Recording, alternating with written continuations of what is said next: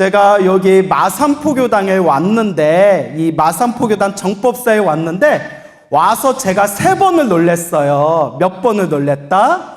3번. 첫 번째, 주지스님께서, 새로 오신 우리 주지스님께서 저랑 법명이 똑같아서 놀랬어요. 예, 그래서 우리 새로 오신 이 마산포교당 정법사 주지스님 법명이 이제 광자, 우자, 이제 저랑 법명이 똑같은 광우스님이십니다. 광우스님께서는 제가 제 이름으로 광우스님 똑같은 법명을 가지신 스님을 또 이렇게 이야기하려니까 되게 또 새롭네요. 여기 정법사 주지스님이신 우리 광우스님에 대한 이야기는 제가 사실 10여 년 전에 이미 들었어요. 10여 년 전에 제가 송광사 유런에 있었을 때 송광사 유런에서 저에게 이제 율장을 가르쳐 주시던 어른 스님께서 저한테 뭐라고 하셨냐면 우리 통도사에도 광우 스님하고 법명이 똑같은 광우 스님이 계시다라고 하시면서 아주 공부도 열심히 하시고 아주 훌륭하신 스님이라고 그렇게 크게 덕담을 하신 적이 있으셨거든요. 그래서 언제 한번 인연이 되면 한번 뵙겠다 싶었는데 오늘 또 이렇게 우리 또 선배 되시는 광우 스님을 직접 뵙게 되었습니다. 네, 이렇게 덕 있고 훌륭한 스님께서 정법사 우리 마산포교당의 주지로 오셨기 때문에 이것도 우리 불자님들 복이다라는 생각이 듭니다. 그렇죠? 네. 자, 어차피 박수 친 거 편집돼요, 여러분. 시간을 쪼개야 되기 때문에. 하여튼 분위기는 좋네요. 두 번째 놀란 거는 우리 정법사 이 마산포교당 제가 예전부터 유명하다는 얘기는 많이 들었거든요. 제가 오늘 처음으로 이 정법사에 와서 우리 주지스님하고 함께 도량을 찬찬히 이렇게 참배를 드렸습니다. 그리고 제가 쏘스라치게 놀란 게 절이 너무 고급져요. 제가 이렇게 다니면서 감탄을 했어요. 야, 어쩜 이렇게 절을 아름답게 섬세하게 이렇게 절을 아름답게 장엄했을까 하고 제가 깜짝깜짝 놀랐습니다. 그래서 여러분들도 정법사 신도지만 정말 우리 사찰 정법사 너무 예쁘다 아름답다라는 생각이 들죠. 그래서 특히 여기 도량도 너무 아름답지만 위에 올라가서 원통 보전 우리 관세음보살님 또 상호를 뵈면서 제가 마음으로 깊은 신심이 우러나게 되었습니다. 그래서 두 번째로 놀란 게 정법사가 너무 예쁘다. 그 다음에 세 번째 놀란 게 이제 이게 중요해요. 우리 정법사 신도님들이 지혜가 있어. 왜냐? 제가 여기 이렇게 일주문 이렇게 들어와서 신도님들 이렇게 인사드리는데 우리 정법사 불자님들이 서근서근 하면서 어머머 잘생겼어 실물로 보니까 더 나아. 그래서 제가 그러면 안 되지만 여기 신도님들은 지혜가 있구나. 참 지혜롭구나. 실물이 나요. 그죠? 예, 그냥 그렇다고 퉁칩시다. 예. 하여튼 이렇게 정법사에 와서 진심으로 반갑게 생각을 합니다. 제가 오늘 여러분들에게 짧지만 아주 강렬한 재미있는 이야기를 들려드릴까 합니다. 사실 오늘 여러분들께 들려드릴 오늘 소나무 주제의 내용이 제가 예전에 들었던 내용인데 너무 재밌고 또 너무 신비로워서 내가 이걸 특별한 날에 공개해야 되겠다 묵혔던 내용이에요. 그래서 이 묵혔던 제가 아끼는 이 내용을 오늘 정법사에서 여러분들과 함께 나누게 되었습니다. 두근두근 기대되시죠? 예, 한번 잘 들어보세요. 여러분, 얼마 전에 그 서울의 노원구라고 있어요. 서울시 노원구에 인과선언이라는 그런 작은 이제 사찰이 있습니다.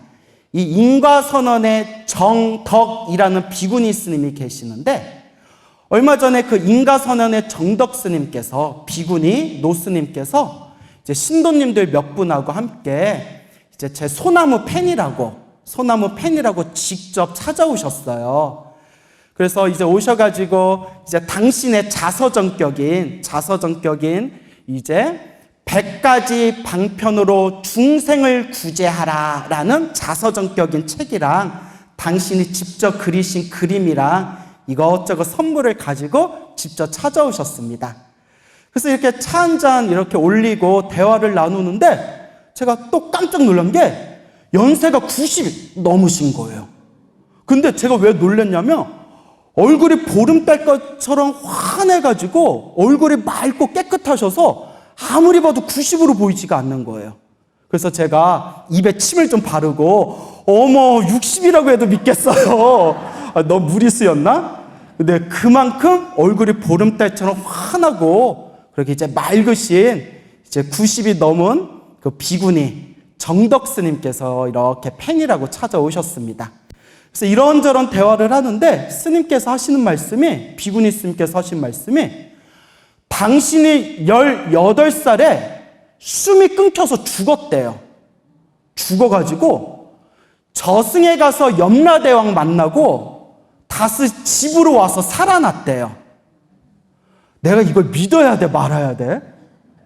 그래서 제가 이렇게 말씀드렸어요. 스님, 제가 스님 말을 못 믿는 게 아니라 저는 불교설화나 가피 영험담에서 저승사자를 만났다, 염라대왕 만나고 왔다라는 이야기를 물론 많이 보기는 했습니다. 하지만 저는 책으로만 봤지 저는 제가 직접 염라대왕을 만났거나 본 적은 없습니다. 근데 지금 스님께서 제 앞에서 염라대왕을 직접 만나고 오셨다고 하니까 제가 절대 스님 말을 못 믿는 게 아니라, 스님, 정말 진실입니까? 정말 실제로 체험하신 겁니까? 정말 염라대왕 얼굴을 보셨습니까? 목소리를 정말 들으셨습니까? 진실입니까? 라고 말씀을 드렸더니 이 비구니 스님께서 하시는 말씀이, 스님, 제가 부처님 제자인데 제가 어찌 거짓말을 할 수 있겠습니까? 제가 부처님 불제자인데 제가 어떻게 거짓을 말할 수 있겠습니까?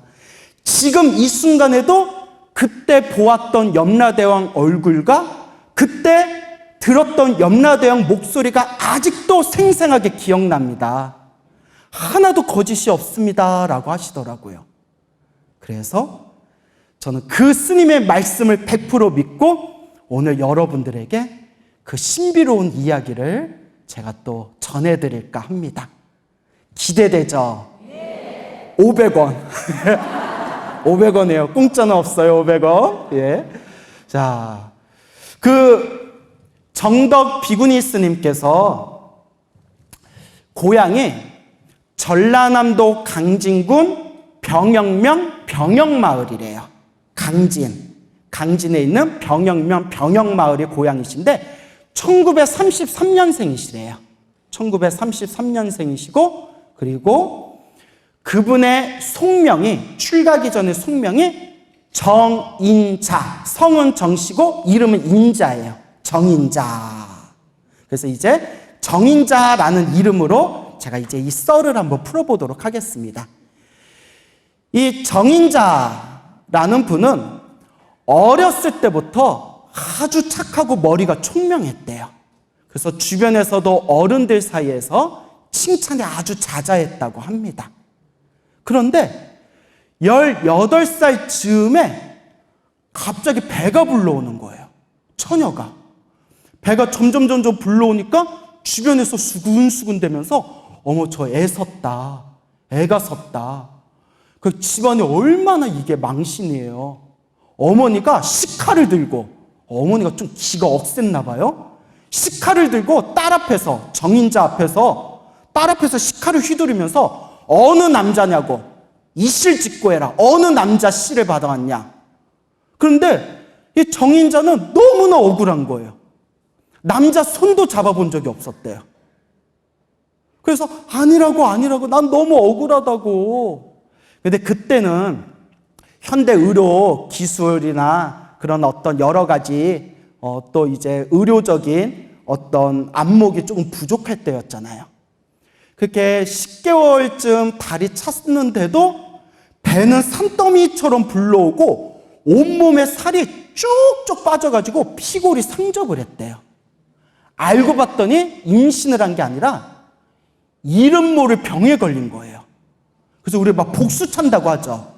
배에 막 복수가, 그 배에 산더미 마냥 배가 부풀어가지고 온몸에 살이 쭉 빠져서 이게 사람인지 사람이 아닌지 분간이 안 될 정도로 그렇게 큰 병에 걸렸답니다.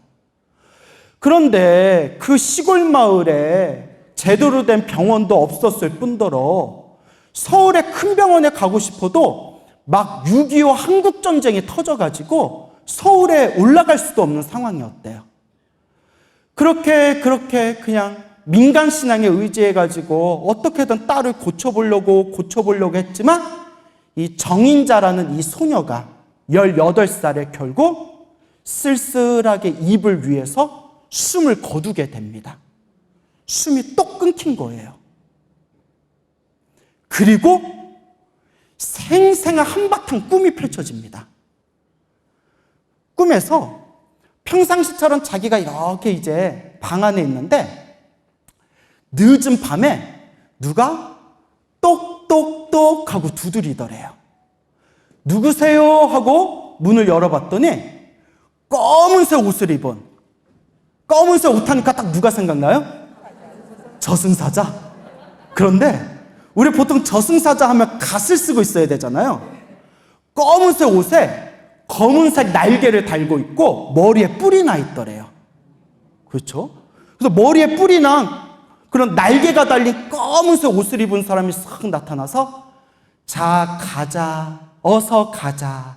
염라대왕 만나러 가자. 아저씨는 누구세요? 나는 저승사자다. 어서 가자. 염라대왕님이 기다리신다라고 하더래요.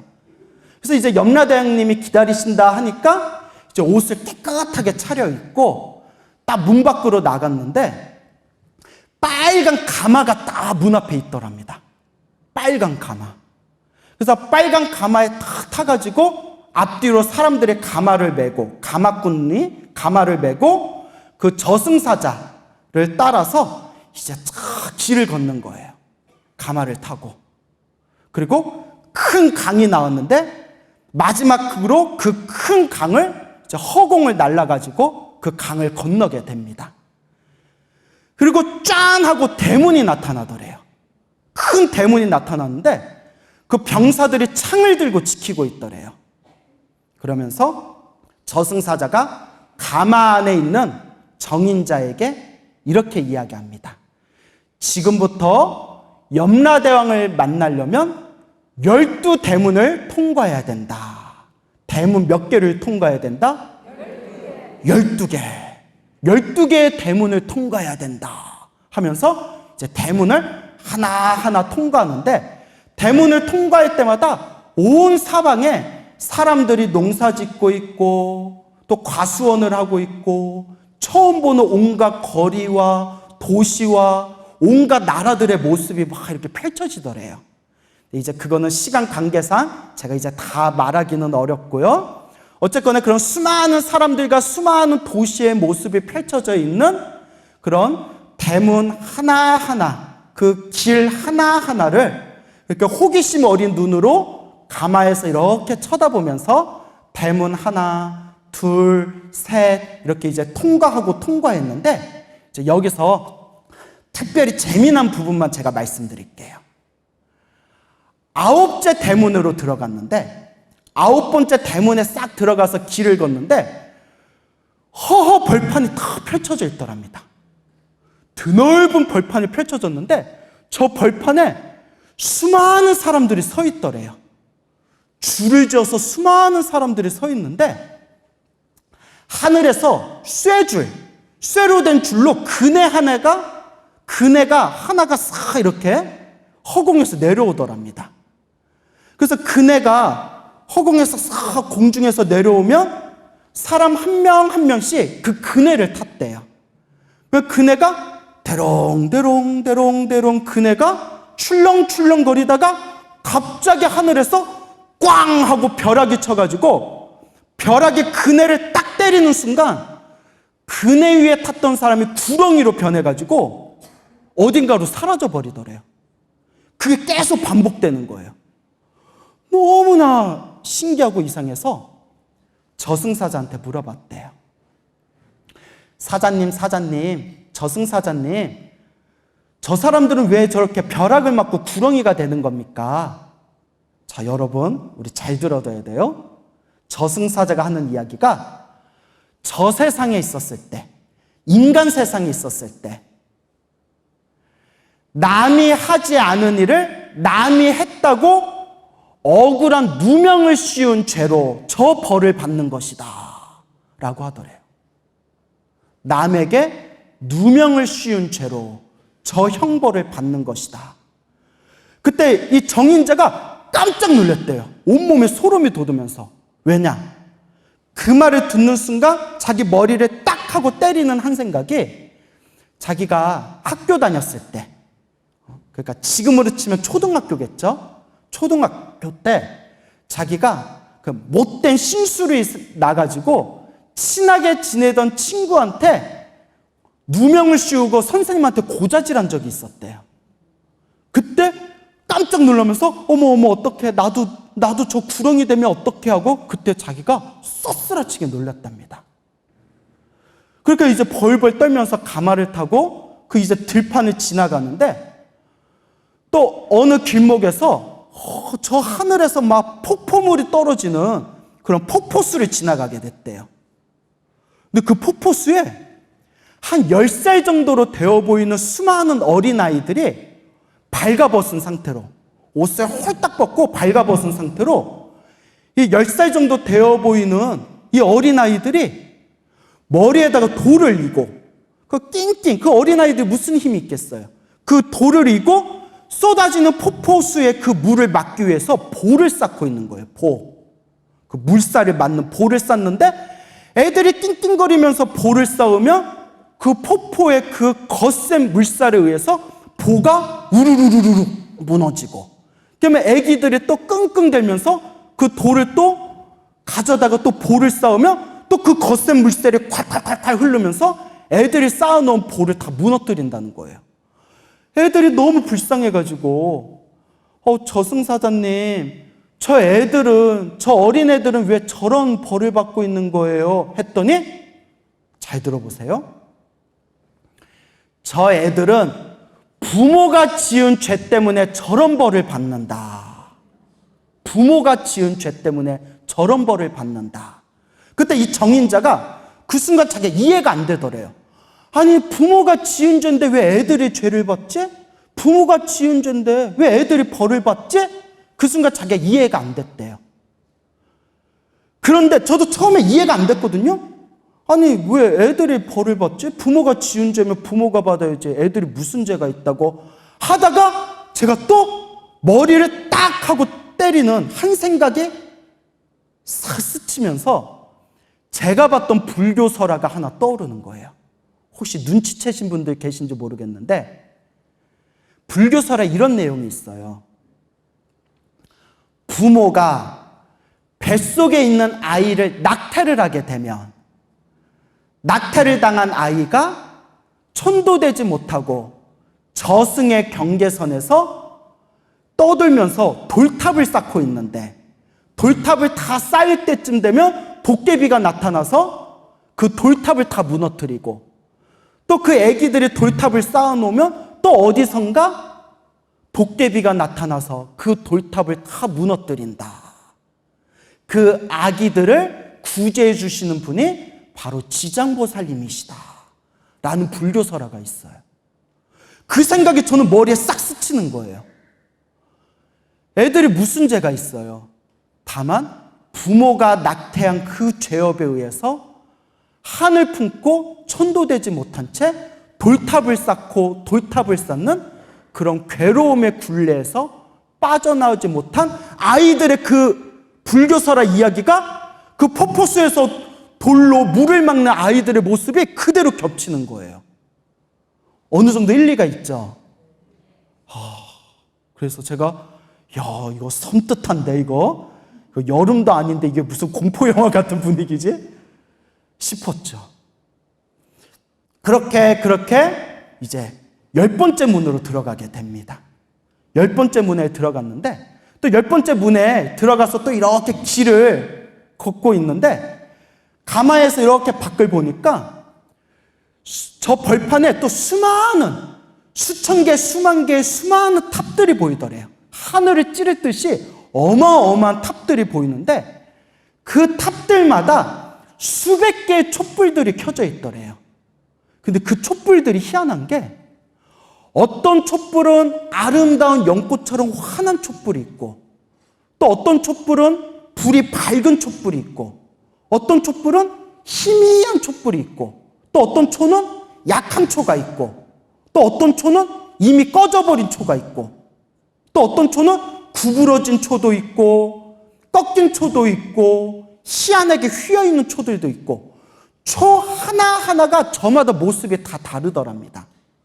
희한하다. 초들이 왜 저렇게 저 촛불의 불기가 밝기가 저렇게 다 다르고 모습들이 왜 저렇게 다 다를까?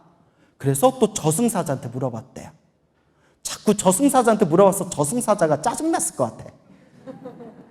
사자님 왜 저기는 초마다 모양이 다 달라요? 왜 다 달라요?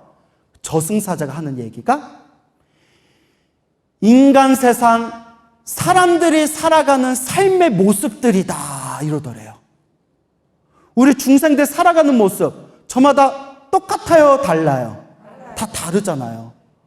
착한 중생도 있고 못된 중생도 있고 복덕이 많은 중생도 있고 박복한 중생도 있고 건강한 중생도 있고 좀 병약한 중생도 있고 일이 술술 풀리는 중생도 있고 일에 자꾸 장애가 생기는 중생들도 있고 중생들 모습이 삶의 모습이 저마다 다르듯이 그 중생들 삶의 모습이 그 저승의 그 촛불과 초의 모습 그대로 펼쳐진 거예요.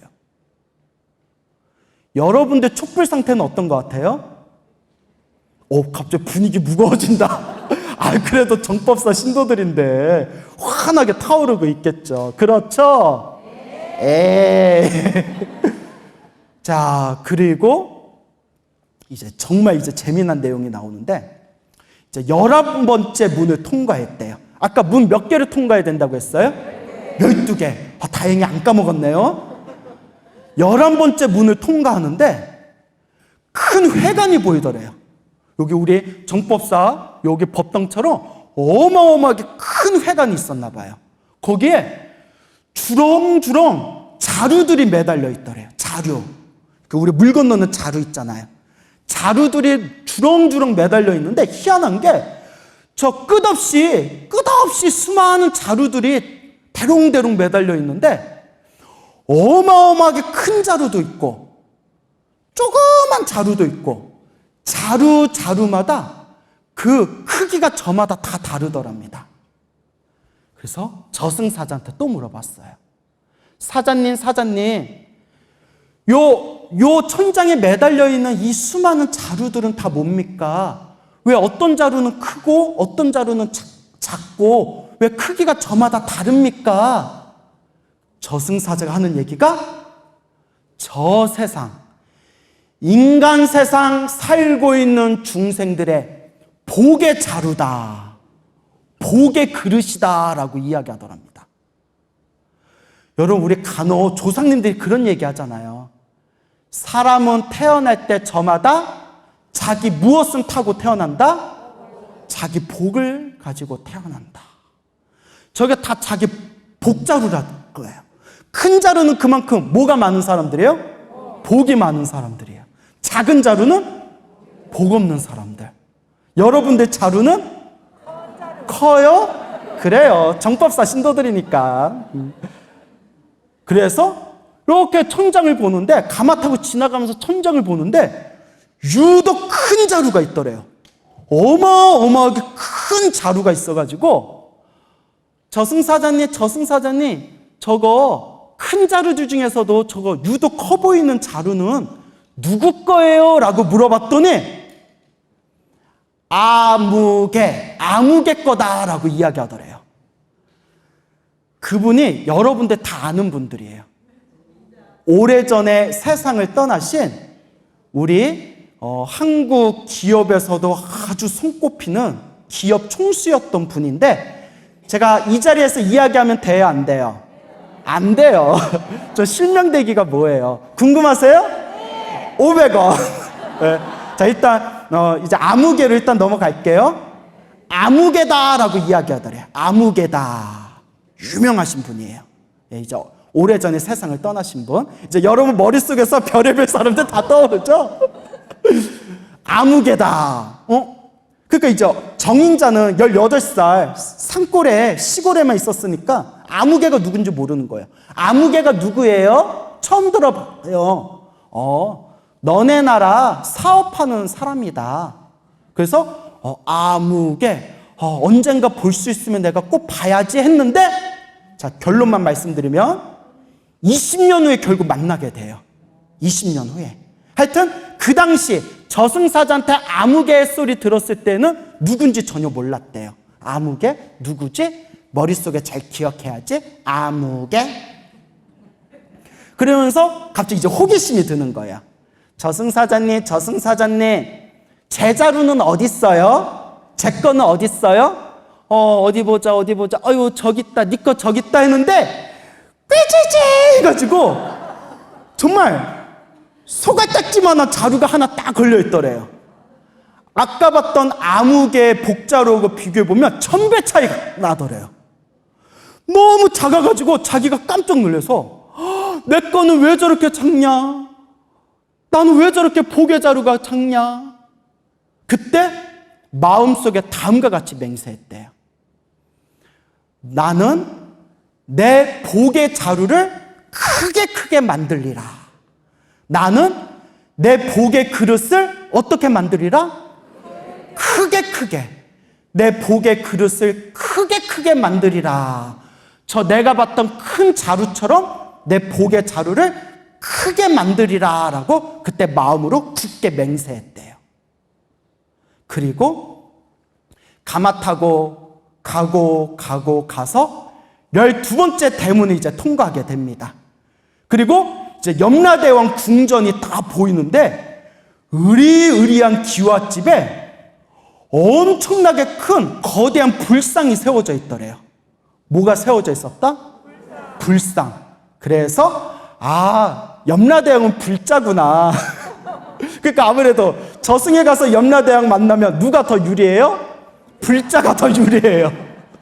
자, 우스갯소리고 거대한 불상이 이렇게 모셔져 있더래요. 그래서 저승사자가 여기서부터 가마에서 내려서 안으로 쭉 들어가서 염라대왕님께 인사를 올리거라. 그래서 이제 가마에서 내려가지고 조심조심 한 걸음 다 올라가서 그 염라대왕이 계신, 이제 우리말로 하면 이제 사무실로 들어간 거예요. 어마하게 높은 계단 위에 큰 책상 위에 염라대왕이 딱 앉아있고, 자기가 그 밑에서 염라대왕 발 밑으로 자기 이렇게 절 3번을 올렸대요. 그때 그 염라대왕의 얼굴과 목소리까지 다 기억나신다는 거예요. 그 정덕스님께서. 근데 거짓말 같지가 않아. 왜냐하면 일단 너무 얼굴이 맑으셔. 내가 얼굴이 혼탁한 사람이면 내가 조금 의심이 갈겠는데, 얼굴이 너무 맑으시고 저한테 직접 차 마시면서 이 이야기를 들려주시는데 목소리에 진실의 힘이 딱 느껴지더라고요. 염라대왕이 탁 쳐다보면서, 그래, 너의 이름이 뭐냐? 그래, 네 나이가 어떻게 되느냐? 라고 물어보시더니 그 명부책이라고 있죠. 명부. 염라대왕이 보는 그 명부. 그 책을 이렇게 살펴보더니 고함을 꽥 지르면서 저승사자한테, 이놈아! 강진 병영리에 살고 있는 남인자를 데려오라고 했더니 정인자를 데려왔냐? 이러더래요. 누구를 데려오라고 했더니? 남인자를 데려오라고 했더니 누구를 데려왔어요? 정인자를 데려온 거예요. 고함을 꽥 지르더래요. 근데 이거 우리가 진지하게 이거 고민해 볼 부분이 있어요. 제가 수많은 불교 설화를 많이 봤잖아요. 그렇죠? 수많은 불교 설화를 보면 그 염라대왕과 저승사자 이야기가 굉장히 많이 나오는데 이런 실수가 빈번해요. 예를 들어서 제가 직접 들은 내용만 경상도에 아무개를 데려오라 했는데 전라도에 아무개를 데려오거나 78세 된 홍길동을 데려오라고 했는데 28살 된 홍길동을 데려온다거나 이런 이야기가 많아요. 그래서 제가 늘 느끼는 게 이 저승의 시스템이 되게 엉망이다. 나 이런 말 했다가 나중에 이거 끌려가가지고 혼나면 어떡해? 근데 우리가 진지하게 고민해봐야 돼요. 여러분, 우리 이 세계에서 컴퓨터 제일 잘하던 스티브 잡스라고 있잖아요. 잡스 몇 년 전에 죽었잖아요. 저승에서 이제 그런 사람을 이제 써먹어야 된다니까요. 언제까지 이런 실수를 할 거야? 이래놓고 약간 쫄린다 나. 염라대왕이 지금 디스했어 내가 지금. 그러면서 그 정인자에게 이렇게 이야기합니다. 자, 네가 지금까지 여기까지 오면서 저승의 모습을 구경하지 않았냐? 내가 지금 너를 집으로 다시 보내줄 테지만 언젠가 너는 나를 다시 만나서 이 자리에 서게 될 거다. 언젠가 내가 다시 부를 거다. 그러니 명심해라. 명심하거라. 100가지 방편으로 중생을 구제하라 하고 명을 딱 내리셨대요. 100가지 방편으로, 100가지 수많은 여러 가지 방법으로 누구를 구제하라? 중생을 구제하라 하고 명을 딱 내리시면서 집으로 돌려보냈답니다. 그래서 이제 가마 타고 다시 집으로 와서 방으로 다시 딱 들어가는 순간 꿈이 딱 하고 깨는데 꿈에서 깨가지고 눈을 딱 떠서 일어나 봤더니 방 안에 관이 있더래요. 관이 있고 어머니가 옆에서 울고 있던 어머니가 대경실색을 해서 그 자리에서 막 고꾸라지시더래요. 정신을 차린 어머니가 막 울면서 부처님 감사합니다. 천지신명님 감사합니다. 조상님 감사합니다 하면서 엉엉 울더래요. 집에서는 장례식 준비를 하고 있었던 거예요. 숨이 끊겼는데 3일 만에 깨어난 거예요. 며칠 만에? 숨이 끊기고 장례 준비한다고 관 짜고 장례식 준비하고 있는데 3일 만에 숨이 끊겼던 정인자가 깨어난 거예요. 마을 사람들이 와가지고 이건 기적이다, 이건 기적이다. 그냥 마을이 난리가 났답니다.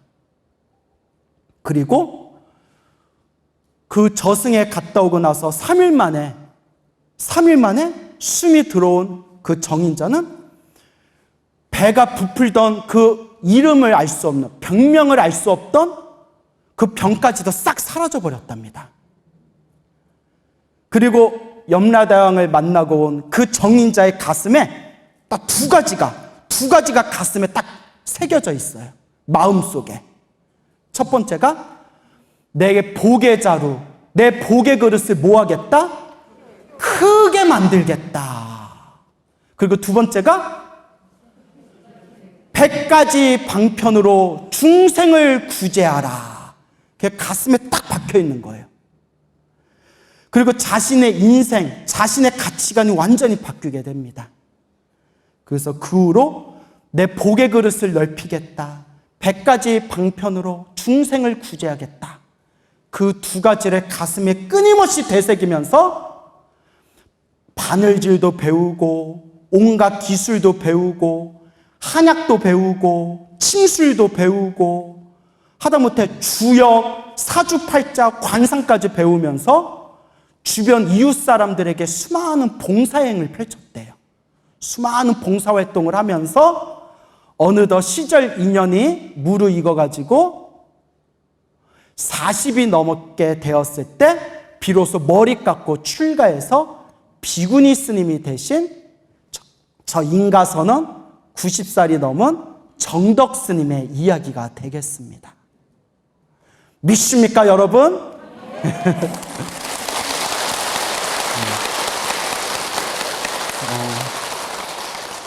제가 항상 우리 불자님들에게 하는 이야기가 있습니다. 내가 지은 업은 누가 받는다? 내가 받는다. 행복도 불행도 누가 지은 거다? 내가 지은 거다. 힘들고 괴롭고 답답하다면 결국 누가 풀어야 된다? 내가 풀어야 된다.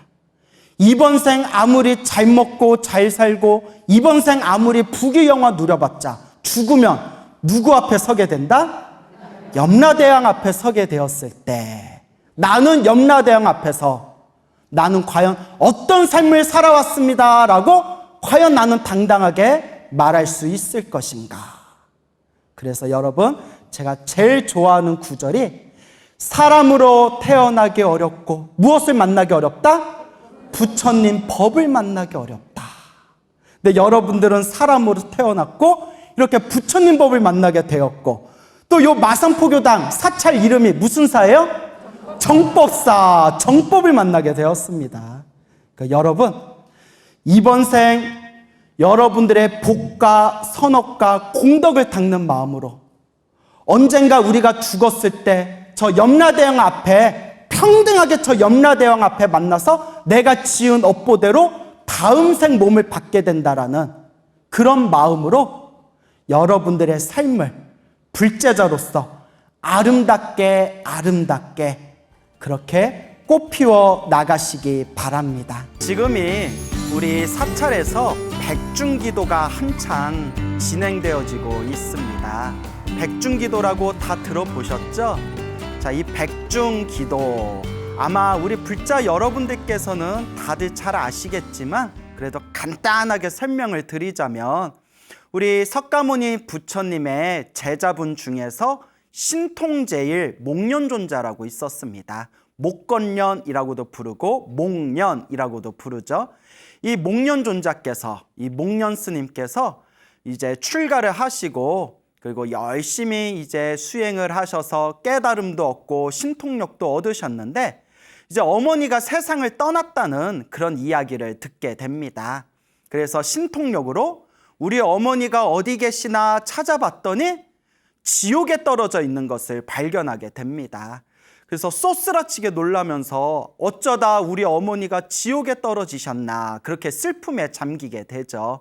그러니까 그렇게 훌륭한 아들을 낳았는데도 역시 또 부모하고 자식하고 또 각자의 업이 다 다른가 봅니다. 그래서 어머니는 이렇게 훌륭한 아들을 낳았는데 그만 지옥에 떨어져 버리고 지옥에 떨어질 정도로 못된 엄마의 밑에서 자라난 우리 목련 스님께서는 오히려 거룩한 성자 아라한이 되시고 그러니까 참 인생이란 알다가도 모를 일입니다.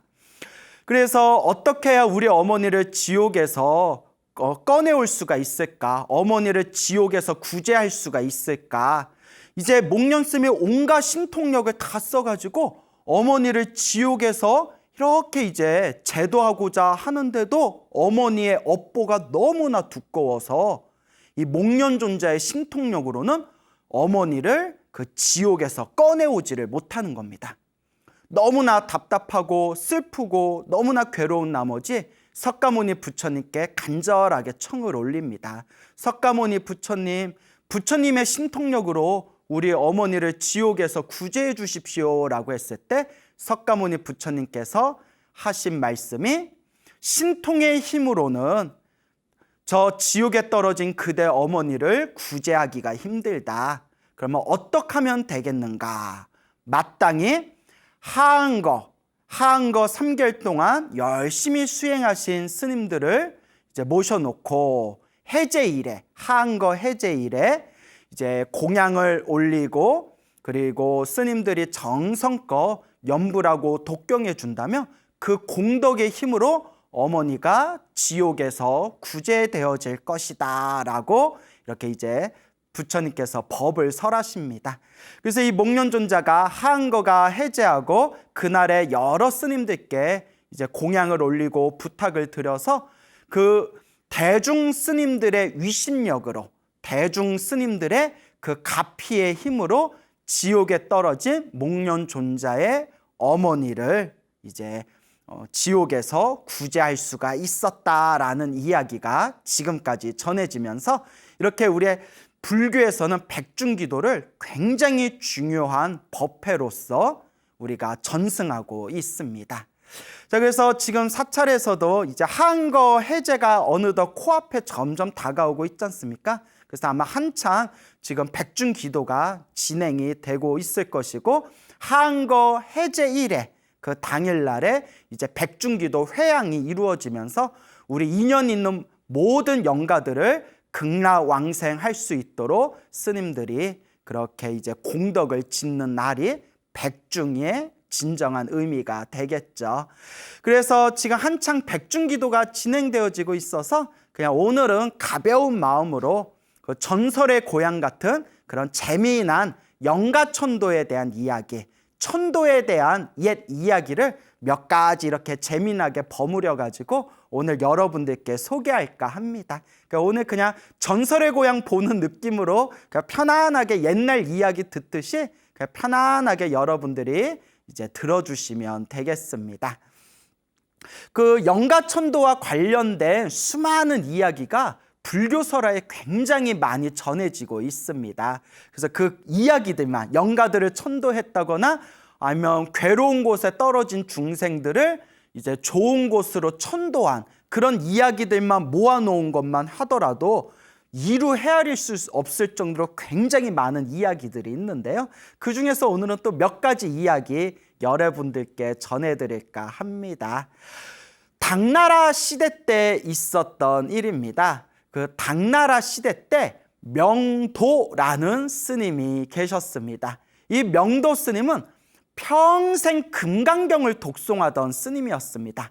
매일같이 정성스럽게 금강경을 독송하고 간절하게 이 금강경을 항상 수행 삼아서 이 금강경을 외우던 명도라는 스님이 계셨는데, 어느 날 그 비둘기 한 마리가 싹 날라와서 그 집의 기둥 위에다가 새 둥지를 만들더니 거기다 알을 낳고 그 새끼 2마리를 이렇게 키우고 있었다고 합니다. 그래서 이 자비심이 가득한 명도 스님이 항상 매일매일 그 지붕 위에 새 둥지에 그 새 새끼 2마리, 새 새끼 앞에서 항상 이렇게 합장하시면서 새들아 새 새끼야 새 새끼야 새 새끼 하니까 이상하네요. 뭐 새 새끼니까 새 새끼야 새들아, 내가 금강경을 독경한 공덕으로, 매일같이 금강경을 독송하셨지 않습니까? 내가 금강경을 독송하는 공덕으로 무럭무럭 잘 자라거라, 무럭무럭 잘 크거라 라고 매일매일 그 지붕 위에 새둥지를 바라보면서 명도 스님께서 항상 합장하시고 축원을 해줬다고 합니다.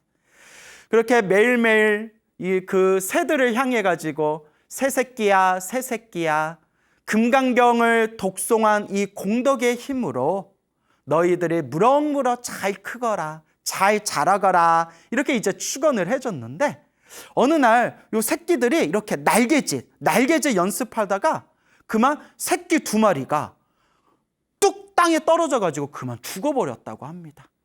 그 스님이 너무나 가슴이 아파서, 아유, 이렇게 새로 태어난 것도 참 슬픈 일인데 제대로 날아보지도 못하고 이렇게 빨리 명이 다했구나라고 스님이 슬퍼하시면서 그 새들을 양지 바른 곳에 잘 묻어주고 또 새들을 위해서 금강경을 정성껏 그렇게 독경을 해줬다고 합니다.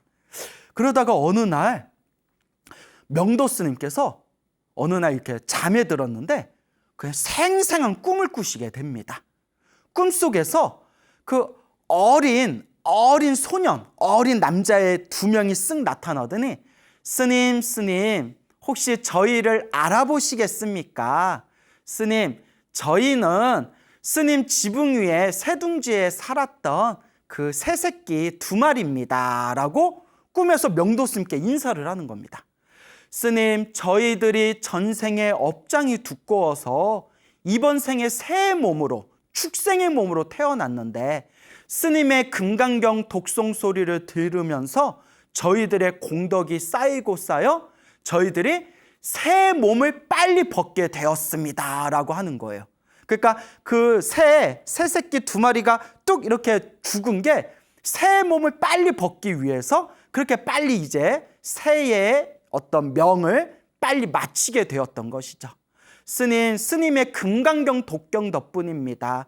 스님, 그래서 저희들은 여기에서 저 동쪽으로 한 10리길 정도 지나서 한 마을에 어디 마을에 저희들이 사람의 몸으로 이제 태어나게 되었습니다. 스님 너무 감사드립니다 하면서 그 어린 소년 2명이 꿈에서 싹 사라지는 겁니다. 꿈에서 탁 깨고 나서 명도 스님이 신기하다, 참으로 신기하다. 그리고 꿈에서 그 소년이 가르쳐준 대로 여기서 동쪽으로 10리길 지나서 어디 집 그것을 이제 머릿속에 잘 기억해 놓고 있다가 몇 해가 지난 뒤에 혹시나 해서 그 마을을 스님께서 직접 찾아갑니다. 스님께서 이렇게 마을을 찾아가서 이렇게 두리번거리면서 집을 찾아보니까 아니나 다를까 어느 한 집에 쌍둥이 2명이 애들이 이렇게 앉아 있는 겁니다. 그래서 혹시나 해가지고 이제 스님이 뒤에서 뭐라고 불렀냐면 얘들아 새새끼야 이렇게 불렀답니다. 새새끼야 하고 불렀더니 애들이 자기를 불렀다는 걸 딱 알아챘다는 듯이 싹 스님을 쳐다보면서 마치 오래전부터 알고 지냈던 것처럼 아이들이 한박 웃음을 지으면서 스님을 보며 즐거워했다라는 그런 이야기가 전해지고 있습니다. 그래서 우리 한국 불교에서도 우리가 뭐 49제라든가 천도제를 우리가 이제 봉행을 할 때 영가분들을 위해서 금강경을 많이 독경해 드리거든요. 그래서 이제 사찰마다 조금씩 다르지만 뭐 아미타경을 독경해 주는 사찰도 있고 금강경을 독경해 주는 사찰도 있고 이제 여러 사찰마다 조금씩 특색이 있지만 예전부터 뭐 중국 불교라든가 한국 불교 등등에서는 이 금강경의 공덕이 너무나 뛰어나기 때문에 또 영가를 천도할 때 금강경을 많이 독경해 준 그런 사례가 아주 많습니다. 그래서 이와 같이 금강경 독경 소리를 옆에서 들은 그 공덕의 힘으로 이제 새 몸을 빨리 벗고 사람으로 태어난 그런 신비한 이야기가 지금까지 잘 전해지고 있습니다. 같은 당나라 시대 때 이야기입니다. 그 당나라 시대 때 오가구라는 이름의 사람이 살고 있었습니다. 이제 오가구라는 이름의 사람이 살고 있었는데 오가구에게는 부인이 있었습니다. 부인의 성씨가 왕씨였다고 합니다. 왕씨. 그래서 이제 왕부인이라고 불렸겠죠. 그래서 이 부인이었던 이 왕씨가 어느 날 갑자기 세상을 떠나게 됩니다. 그렇게 이제 세상을 떠나고 나서 약 3년 정도가 지났을 때, 3년 정도가 휙 지났을 때 어느 날 이 남편이었던 오가구의 꿈에 이 3년 전에 죽었던 왕씨 부인이 나타나는 겁니다.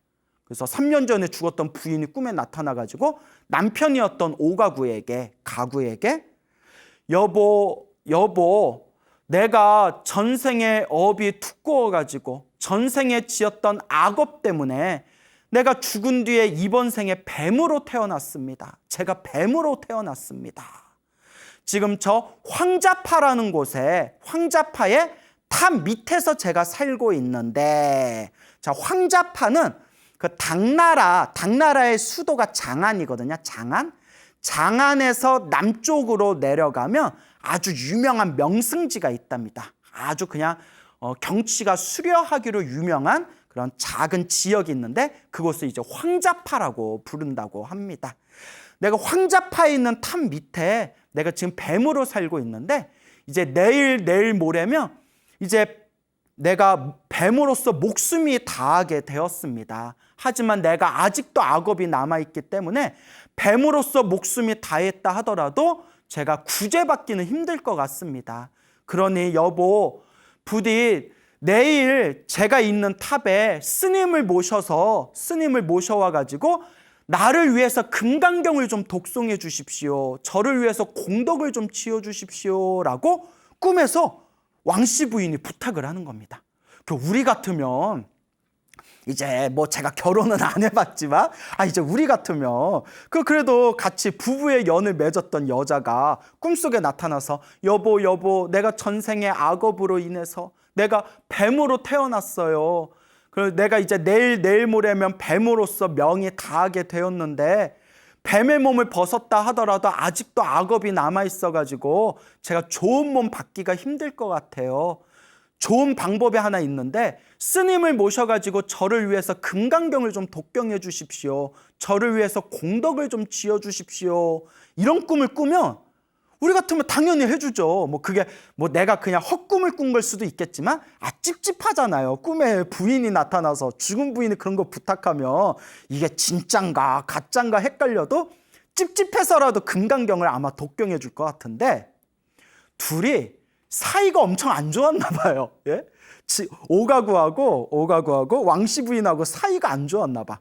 그 꿈속에서 남편이 꿈에 나타난 뱀으로 태어났다는 꿈에 나타난 그 부인한테 화를 내면서 막 꾸짖었대요. 어디 내 꿈에 나타나서 남편한테 이래라 저래라 하냐고 아마 막 꾸짖었나 봐요. 왜 꾸짖었는지는 책에 자세히 안 나와요. 다만 화를 내면서 꾸짖었대요. 그 남편도 좀 이상하죠. 그래서 제가 생각하기에는 둘이 사이가 안 좋았구나. 사이가 얼마나 안 좋았으면 죽은 부인이 나타나서 금강경 좀 독경해달라는데 거기다 화를 냈대요. 화를 내고 짜증을 내니까 부인이 침을 오가구 남편 얼굴에다 침을 태 하고 뱉었답니다. 태 하고 침을 딱 뱉으면서 꿈에서 딱 깼대요. 꿈에서 깼는데 그 꿈에서 침 맞은 자리가 화끈화끈거리면서 무슨 이렇게 독이 올라가지고 얼굴이 퉁퉁 부어가지고 너무나 얼굴이 아프더랍니다. 꿈속에서 그 침을 맞은 그 자리가. 그 오가구가 아이고 얼굴이야 하고 있을 때 때마침 잠자고 있던 오가구의 친형 오가구의 형 꿈에도 요 왕씨 부인이 나타났답니다. 왕씨 부인이 딱 나타나가지고 하는 얘기가 내 남편이 제가 꿈에 나타나서 남편한테 금강경 좀 독경해달라고 했는데 오히려 화를 내고 짜증을 내길래 제가 얼굴에다 침을 뱉었습니다. 그게 독이 서린 침이라서 쉽게 낫지가 않을 겁니다. 그러니 용설초라는 풀을 얻어다가 그걸 잘 찧어가지고 얼굴에 바른다면 효험이 있을 겁니다 하고 이제 오가구 친형 꿈에 딱 나타나서 그 얘기를 전한 뒤에 이제 싹 사라지는 거예요. 그러니까 이 오가구의 친형이 형님이 꿈에서 딱 깨고 난 뒤에 이게 무슨 꿈인가 하고 혹시나 해서 동생 오가구 집에 갔더니 아니나 다를까 오가구 얼굴이 퉁퉁 부어있잖아요.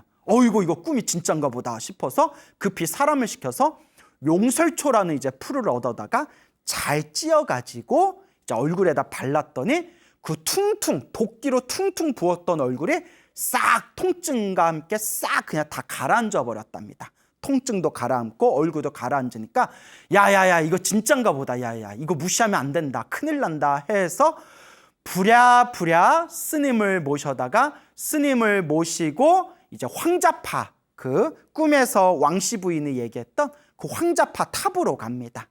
이제 황자파 탑으로 갈 때 가족들도 집안 식구들도 이게 뭔 일인가 싶어가지고 같이 줄줄이 따라옵니다. 줄줄 이렇게 줄줄이 따라오는데 그래서 황자파 앞에서 딱 이렇게 황자파 그 탑 앞에서 딱 이렇게 멈춘 뒤에 스님이 간절하게 정성스럽게 이제 독경을 해줬다고 합니다. 금강경 독경을 이제 끝날 때쯤 됐을 때 그 탑 부근에서 긴 뱀이 한 마리 쑥 나타나더니 가족들을 바라보면서 머리를 두리번 하더니 마치 인사하는 듯한 고개짓을 한 뒤에 그 자리에서 목숨이 다 끊어졌다고 합니다. 이 광경을 보고 나서 그 자리에 있던 오가구와 그 자리에 있던 가족들이 다들 놀라워하면서 이와 같이 불교에서 말하는 인과 업보가 분명히 있는 것이구나. 이와 같이 금강경 독송의 공덕이 참으로 뛰어나구나라는 것을 그 자리에서 다들 체험을 하고 난 뒤에 그 뒤로 5가구를 포함해서 5가구의 가족들이 모두 다 평생 동안 죽을 때까지 매일매일 금강경을 독송하면서 불법을 받들었다라는 이야기가 전해지고 있습니다. 그래서 옛날부터 이 금강경 독송에 대한 영험설화가 굉장히 많거든요. 그래서 우리가 항상 명심해야 되는 것이 불교는 인과법이지 않습니까? 모든 것은 내가 지은 원인대로 그 결과를 내가 받는다라는 인과어변의 가르침이 바로 불법의 핵심입니다. 그래서 우리 불자들은 항상 알게 모르게 내가 지금까지 살아오면서 알게 모르게 몸과 말과 생각으로 지었던 나의 이 업보들을 이번 생에 잘 닦아야 됩니다. 그래서 우리가 항상 알고 지었건 모르고 지었건 이 몸과 말과 생각으로 지었던 이 업보들이 내가 죽은 뒤에도 계속 따라다니기 때문에 내가 지었던 이 업보를 조금이라도 소멸하고 조금이라도 녹이기 위해서는 매일매일 기도하고 염불하고 수행해야 된다라는 것을 꼭 명심하시길 바랍니다. 그래서 이와 같이 금강경에 대한 아주 재미난 영험설화가 불교설화를 찾다 보면 아주 많이 나옵니다. 자, 그리고 명나라 시대 때 있었던 일입니다. 자, 이제 당나라에서 이제 훌쩍 뛰어가지고 이제 명나라 시대 때 있었던 이야기인데, 그때 명나라 시대 때 성천이라는 스님이 계셨습니다. 성천이라는 스님이 계셨는데 평소에 항상 법화경을 매일매일 독송하면서 수행을 아주 잘하던, 수행을 열심히 하던 그런 스님이었다고 합니다. 그런데 어느 날 이 성천 스님이 머무르고 있던 절에 주동연이라는 사람이 찾아왔다고 합니다. 이 주동연이라는 사람이 성이 주씨고 이름이 동연인가 봐요. 주동연이라는 사람이 이제 성천 스님을 찾아와서 스님, 오래전에 몇 해 전에 저의 어머님께서 세상을 떠나셨는데 저의 어머니를 위해서 좀 독경을 해주십시오. 저의 어머니가 좋은 곳에 가시라고, 혹은 만약에 좋은 곳에 계시다면 더 큰 복을 누리시라고 저희 어머니를 위해서 독경을 해주십시오. 영가천도 독경을 좀 해주십시오 라고 이제 청을 올렸다고 합니다. 그래서 이제 성천 스님께서 그 주동연이라는 불자의 어머님을 위해서 정성껏 법화경을 독송했다고 합니다. 그래서 우리 불자님들 중에서도 뭐 법화경 독송하시거나 법화경 사경하시는 불자님들 굉장히 많으시죠? 그래서 이 성천 스님께서 법화경을 정성껏 이제 독경을 하셨는데, 성천 스님이 이제 주동연이라는 그 불자의 어머니를 위해서 법화경 독송을 다 마치고 난 뒤에 이제 주동연이 이제 집으로 돌아왔답니다. 집으로 돌아왔는데, 집으로 돌아와 봤더니 아니 주동연의 그 집에 굉장히 힘이 센 좋은 소가 있었다고 합니다. 아주 힘이 센 좋은 소가 있었는데, 근데 어머니를 위해서 법화경 독송을 마치고 나서 집에 왔더니 그 소가, 그 멀쩡하고 건강하고 힘이 좋았던 소가 갑자기 드러누워가지고 꽥 하고 죽어버린 거예요. 그러니 평소에 그 소를 아끼던 이 주동연이라는 사람이, 뭐 옛날 농경 민족에서는 소가 큰 재산이지 않습니까? 아니 어쩌다가 저 소가 갑자기 죽었나? 아직도 저렇게 건강하고 멀쩡하던 소가 왜 갑자기 죽었나? 왜 하필이면 절에 가서 독경하고 공덕 짓고 왔는데 집안에 오히려 더 좋은 일이 생겨야지 왜 저렇게 소가 죽었나라는 의심이 들더랍니다. 그래서 주동연이 아유 신기하다, 희한하다, 별일이 다 있다, 이렇게 이제 마음속에 오만 의심이 들지 않았겠습니까? 그런데 또 이제 그날 꿈을 꿉니다. 꿈을 꿨는데 몇 해 전에 돌아가신 어머니가 이제 꿈에 나타나신 거예요. 어머니가 꿈에 싹 나타나시더니 아들아 라고 이제 꿈에서 어머니가 아들을 부르면서, 아들아, 내가 죽은 뒤에 전생에 빚이 많아가지고 그 빚을 갚느라 내가 너네 집안에 소로 태어났었다. 소로 태어나서 내가 그 빚을 갖고 있는 와중에 네가 나를 위해서 그 성천 스님이라는 분에게 법화경을 독송해가지고 그 공덕을 나한테 줬기 때문에 내가 이렇게 빨리 소의 몸을 벗게 되었다 라고 그렇게 이제 아들아 아들아 하면서 어머니 꿈을 꾸게 된 거예요. 꿈에서 딱 깨고 나서 야, 살다 이런 일이 다 있구나, 별일이 다 있구나 싶어가지고 그 다음날 다시 이제 성천 스님을 찾아가서 성천 스님께 그 자초지종을 설명한 뒤에 스님, 저의 어머니를 위해서 다시 한번 정성껏 독경을 좀 올려주시기 바랍니다 라고 이제 부탁을 합니다. 그래서 이제 성천 스님이 그 어머니를 위해서 이제 공양을 올리고 그리고 그 어머니를 위해 정성껏 독경을 하면서 그렇게 이제 천도 발언을 했더니 그 다음날 그 성천 스님께서 법화경을 간절하게 독송해 주시고 나서 이제 다시 그 다음날 이 주동연의 꿈에 다시 어머니가 나타났다고 합니다. 아들아 아들아, 너무나 고맙다, 참으로 고맙다. 너 덕분에 내가 빨리 사람 몸을 받게 되었다. 정말 고맙다 아들아 라고 그렇게 아들에게 마지막 작별 인사를 하면서 어머니가 이제 좋은 곳으로 떠나게 되셨다라는 그런 법화경 영엄설화가 전해지고 있습니다.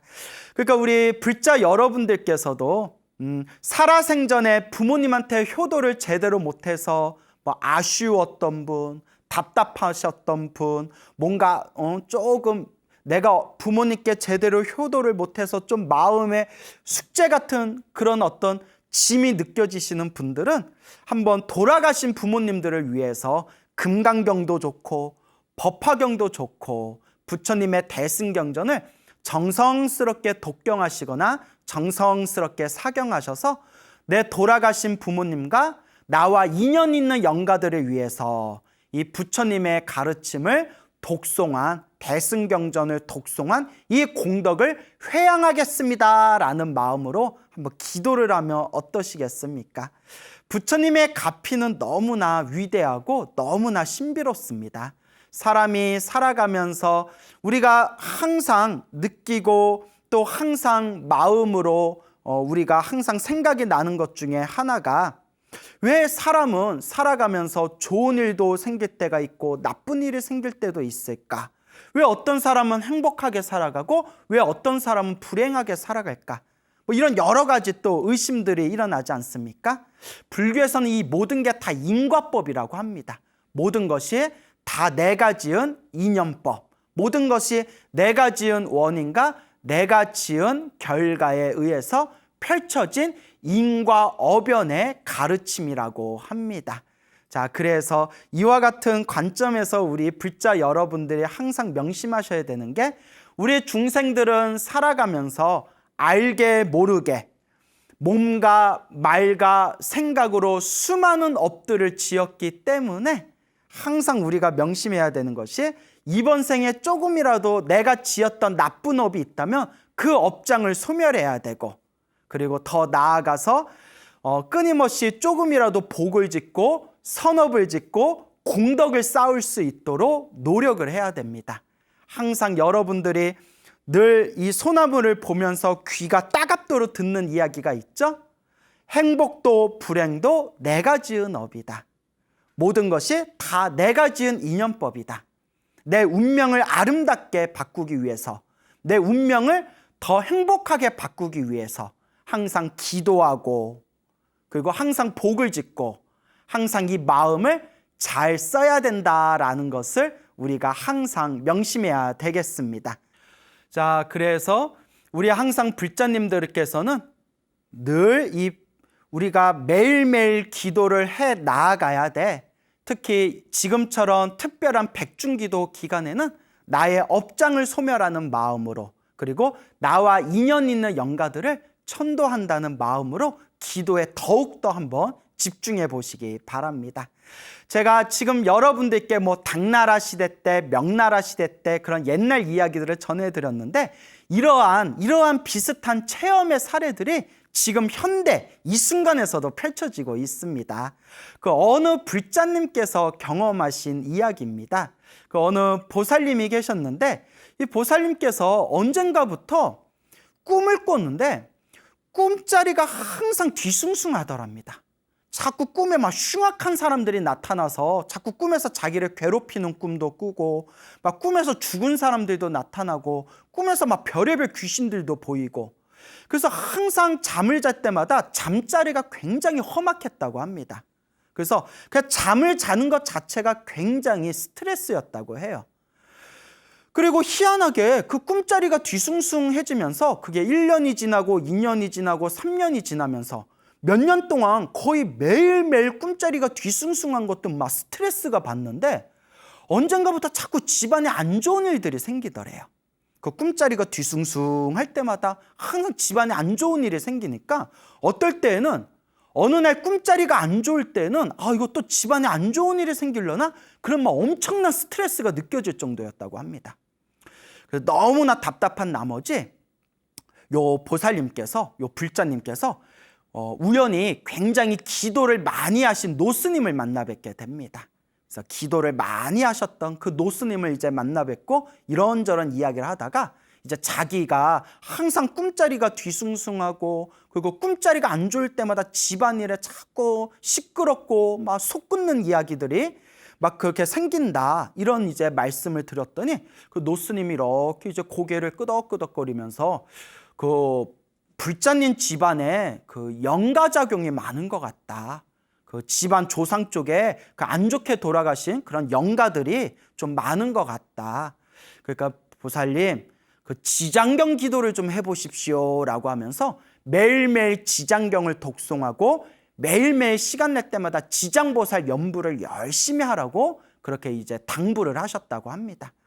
그리고 요 이제 보살님이 또 이제 전생에 성근이 있었는지 착한 뿌리가 있었는지 그 노스님 말씀을 듣고 그날로 열심히 지장경을 독경하고 그리고 시간이 날 때마다 항상 이렇게 지장보살 연부를 했대요. 근데 여러분, 이게 중요한 게 있어요. 제가 소나무를 통해서 여러 번 말씀을 드렸지만 스님이 기도하라는 말 딱 듣고 열심히 기도하는 사람들은 정말 전생에 성근, 착한 뿌리가 있는 사람들입니다. 너무 업장이 두껍고 너무 업보가 두꺼운 사람들은 정말 기도를 해야 되는데도 기도를 안 해요. 그거 참 희한하죠? 기도를 안 합니다. 업이 두꺼운데 기도하기가 싫거나 기도에 대해서 믿음이 안 가거나 그냥 묻지도 말고 따지도 말고 그냥 기도하기가 싫어요. 그리고 또 기도를 하기는 하는데 자꾸 장애가 생겨요. 막 기도하면서, 어떤 분은 기도하면서 자꾸 뭐 하품이 나온다는 분, 자꾸 뭐 짜증이 나고 화가 난다는 분, 어떤 분은 기도 좀 하려고 하면 그렇게 몸이 아프대요. 이것도 다 업보고 업장입니다. 자꾸 내가 기도를 못하게 나를 뒤흔드는 거거든요. 그 고비를 이겨내야 됩니다. 그래서 기도를 하면서 뭐 자꾸 이런저런 현상들이 일어날 때마다 지금 내 업이 소멸되고 있는 과정인가 보구나. 이런 고비들을 이겨내야 내가 내 업장을 소멸하고 내 공덕과 내 선업을 더 쌓아나갈 수가 있구나라는 것을 마음속에 계속 중심을 세우면서 기도에 집중해야 됩니다. 하지만 전생에 착한 뿌리가 있으신 분들은 기도하는 것을 매일매일 즐거워하고 매일매일 습관처럼 매일매일 기도를 하시지만 정말 좀 업보가 두꺼운 사람들은 기도를 안 하거나 기도를 하더라도 제대로 집중을 못 하더라라는 것을 제가 수백 명의 불자들을 보면서 제 나름대로 그런 결론들을 얻게 되었습니다. 이건 또 제 얘기만 그런 게 아니라 그 기도 많이 하신 큰 스님들이 또 다 똑같은 말씀을 하셨어요. 야, 광우야, 정말 업장이 두꺼워서 기도해야 되는 사람들이 희한하게 기도를 안 한다. 그리고 기도를 하더라도 너무 업장이 두꺼우면 기도에 집중을 못하고 자꾸 낮아빠진다. 이런 얘기를 이제 옛 어른 스님들께서 그렇게 지나가는 말로 툭툭 던지신 적이 있습니다. 참 묘하죠? 그래서 여러분들 만약에 기도를 하는데 너무너무 집중이 안 되고 막 힘들고 짜증 날 때, 내 업장이 녹고 있는 과정이구나. 이 고비를 넘겨야 내 팔자가 바뀌는 거구나 라고 중심을 딱 세우면서 매일매일 조금씩이라도 그 자신만의 기도에 집중하시길 바랍니다. 그래서 이 보살님이 매일매일 이제 지장경을 독송을 하시는데 그 지장경을 독경하고 지장보살 연부를 하면서 점점 꿈자리가 좋아지는 거예요. 예전에 일주일에 6번 악몽을 꿨다면 점점 일주일에 5번, 4번, 3번, 일주일에 한두 번 점점 이제 꿈자리가 편안해지니까 야, 이거 진짜 뭔가 있나 보다. 이거 진짜 효험이 있나 보다. 그래서 뭔가 마음의 맛을 느끼니까, 뭔가 체험의 맛을 느끼니까, 내면의 맛을 느끼니까 재미가 붙어가지고 더 열심히 기도하셨대요. 그렇게 더 열심히 기도를 하셨는데 그렇게 지장경을 한 몇백 독 정도 했대요. 몇백 독. 몇백 독이면 엄청난 거죠. 몇십 독도 아니고 몇백 독을 이제 지장경을 했는데 지장경 몇백 독 한 몇 년에 걸쳐서 했겠죠.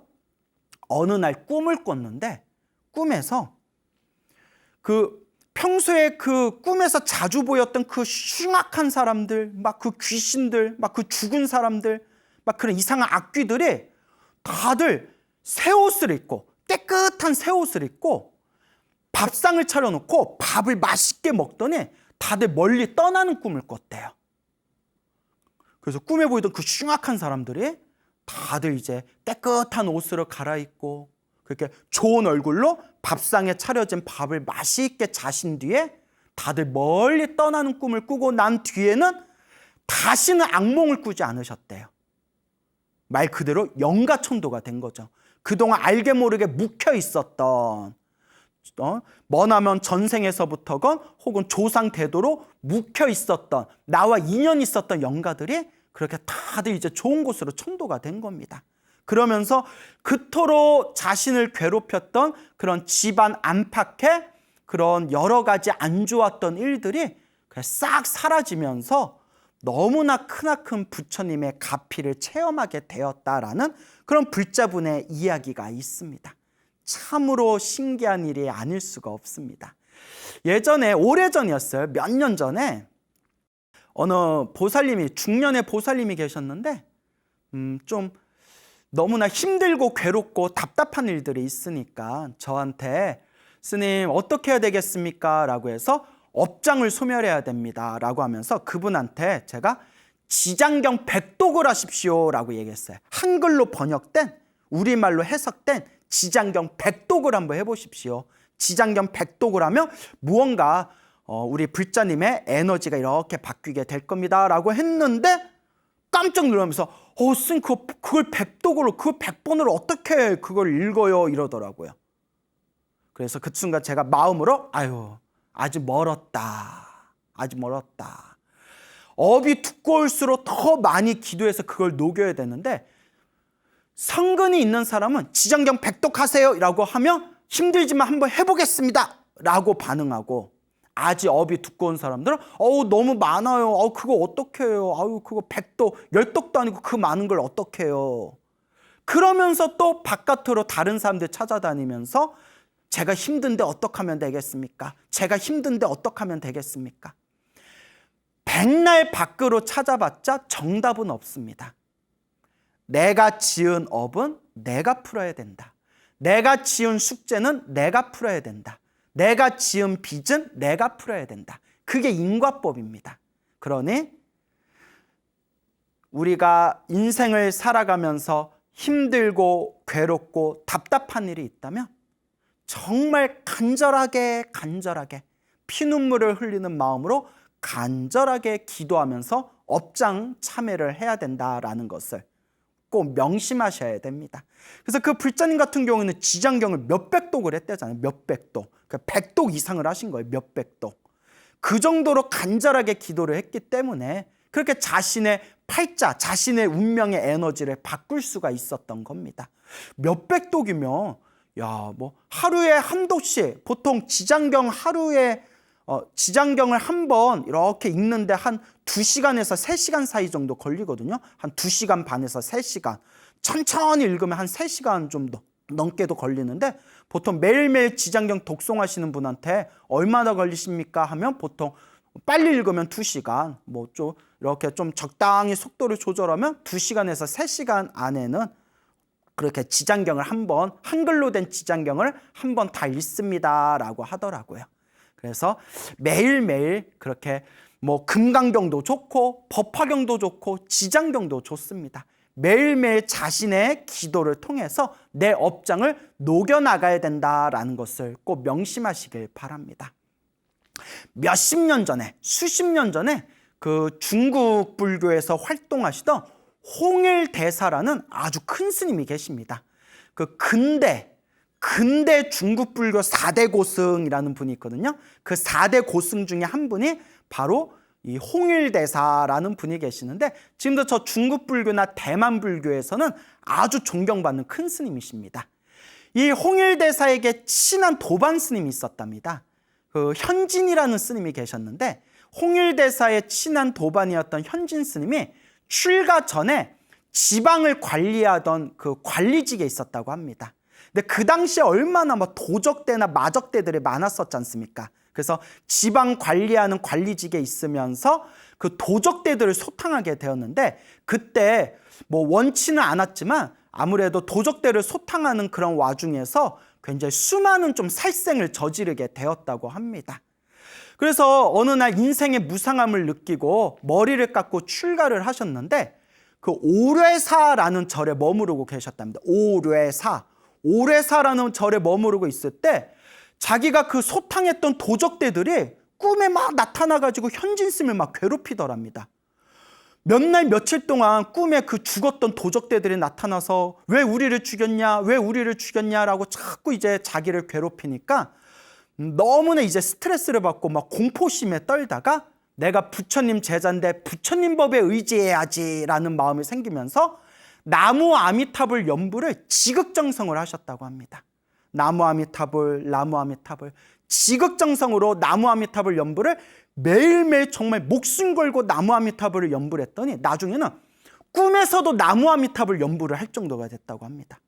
꿈에서도 나무 아미타불 연부를 할 정도가 되면서 꿈에서 도적대들이 나타났을 때 습관처럼 저절로 그 도적대들을 향해서 습관처럼 나무 아미타불 연부를 할 때마다 그 꿈에 나타난 그 귀신들이 이렇게 다들 사라지는 꿈을 몇 번 꾸고 나서는 그 뒤로는 단 한 번도 꿈속에서 그 죽은 귀신들이 나타나지 않았다라는 그 이야기를 현진 스님께서 그 홍일대사라는 그런 어른 스님에게 직접 자신의 체험담을 이야기해 준 게 지금까지 그 이야기가 전해지고 있습니다.